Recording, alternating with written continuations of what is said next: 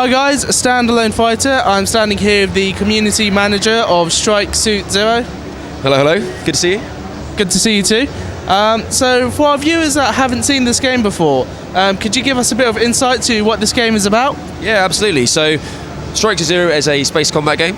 Fans of the genre will probably be aware of the fact that there really isn't anything to satisfy that genre at all. There's just, it's really underrepresented.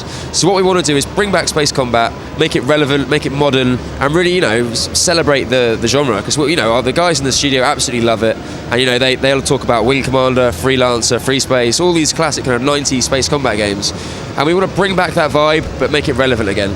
So it's all about the dogfight. We're a pure dogfighter in space, big ships, massive fleets. We've got a really important, big narrative that's really important to the game.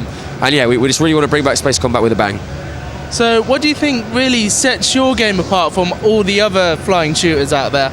Sure, so the big feature at the heart of the game is the fact that your ship, your craft, can transform into a robot, a mecha. So that is the strike suit at the in the name of the game. So what happens is you're in a dogfight, you kill enemies, you build up what we call the flux meter, which is your resource which dictates when you can transform. So you hit the transform button and you're a robot. So you can dash, you're a lot more maneuverable, you're a lot more powerful, you've got multiple lock-ons when you're in strike mode, and just generally you're a bit of a badass when you're in robot mode. So it looks very cool. A main problem I usually come across in these games is, say for example, there's an enemy in front of you, you're trying to shoot him down, you miss him, and then you have to turn all the way around again just to get him again. Yeah. Is there anything in your game that actually prevents that makes it a bit more responsive and easier to do? Sure, so that was one of the first things we did when we were making the game, was to look at old space combat games, which I just referenced earlier, so Wing Commander, Free Space, all that kind of thing. And we tried to pinpoint what it was that made them perhaps a bit more archaic today. They're great games, but you look at them and it's exactly what you were just talking about. It's that jousting problem. You just end up turning around trying to get them. So we thought, how can we fix that? And that is where the strike suit came from. So you transform, and it's not a 180 turn just instantly, but you can dash about and you're so maneuverable. You can get to the enemy behind you very, very quickly. We want to make sure people can still move about. We want it to feel dynamic, and the movement is a big part of the robot. So that was a big part of it, and we feel that really solves that problem in an intuitive way.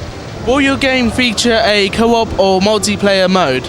Okay, so at the moment we're fully committed to delivering a single player experience. Narrative is very important, as I was saying, so we really want to focus on the single player. But that said, multiplayer and co-op is something we'd love to do, but it's just a question of time and budget. So we'll have to see down the line. But fingers crossed, we'd love to do it. Can we expect to see any cool stuff in the game, like it's one ship against a whole army or something like that?